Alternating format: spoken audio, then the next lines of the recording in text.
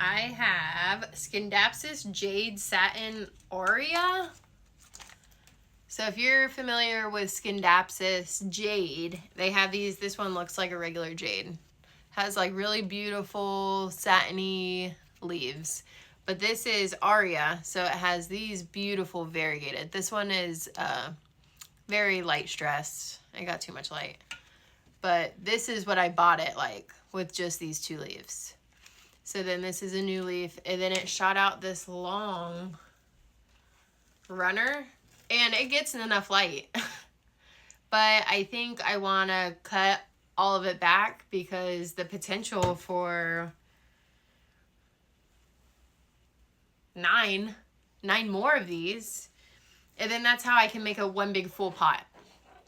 All it takes is a couple nodes to make a full pot in time. You just have to know how to do it. So that's what I want to show you what to do. So I bought this from a local person who sells plants at one of my local swaps. These roots are so healthy, but I'm just gonna rip them. There's plenty of roots in here. I'm gonna try to take it out. There's a lot of moisture in here. Okay, so I squeezed out most of that moisture, but I'm gonna just pull this out. There we go. Only a little bit of root lost. Not worried about it because there's plenty of roots here. I'm gonna take off as much sphagnum moss as I can. These roots are very thick. If you have like Hoya roots are very dainty, and it's a little more difficult to remove the sphagnum moss. I think that's why a lot of people don't like sphagnum moss as a medium, but like I like my sphagnum moss. It's just easier to grow in, but it is annoying when you have to remove that. But oh well, can't have it all.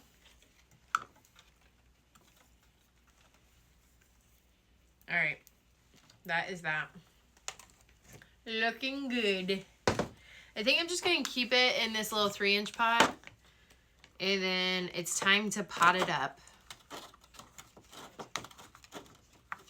So I'm going to put that back in there. And then I'm going to backfill it with soil. I got my soil here. I don't typically use clear pots. I think I only have this because that's what I bought it in. But people swear by them.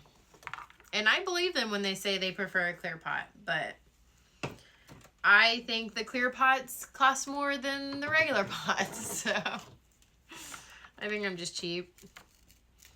All right, I'm debating on where I want to cut. I think I want to cut, so there's this leaf, there's a naked node right next to it, no leaf on there, and then another node with a leaf. I think I'm going to do another naked node. I'm going to keep this one on there and then cut right above that one.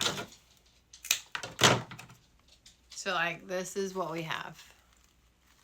So I think with the runner taken off, it'll promote growth at this node and hopefully this one too. We'll see. Only time will tell with that. But this has been so used to that moist sphagnum moss. I'm going to put it in this clochier.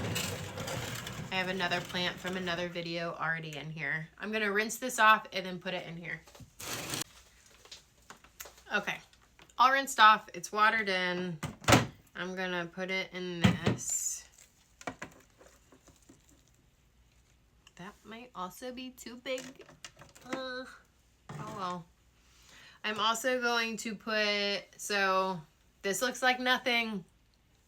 I know, but all these nodes will be another plant if they survive. So I have a little 2-inch pot, or yeah, 2-inch pot. Let me clean it out real fast. Okay, so I have a little 2-inch pot. I already put moist sphagnum moss in here. One time I put moss in a pot and I knew it was already moist, but the people didn't know. But I already did that off camera. So there's that, and then I'm gonna cut this. So I don't want to cut too close to the node. So right here is the stem. Here's a node. I'm going to cut like right there. Just enough for it to hopefully push out a growth point. Here's another one. I think it's like 3/4 of an inch on each side. I have another video where I did this with a Burl Marks Fantasy. And I need to do an update on that because those nodes are growing. This one has this node on it right here. And then this is the top cut. So I'm just going to leave it like that. And kind of just stick it in here so that that aerial root, did you see it? That's an aerial root. Will have the moistness of that sphagnum moss. And then all these have little aerial roots. Do you see that? I'm going to put that down. Does it really matter? No. But I'm going to put all those downward into the moss. And that's just what it kind of looks like. I'm just setting them right on top. I'm putting it in this cloche. This was from another video. This is that Scindapsus Jade right here. That's what I just cut all these from. So I'm just going to kind of wedge these all in here together. So that they all have the highest humidity. That's what these cloches are for, is like a greenhouse sort of situation. It kind of keeps all the humidity in there. I have a feeling this won't last that long like this because the leaves are touching the edges and I don't like that. But it's like a stable environment where the humidity will be better off for them.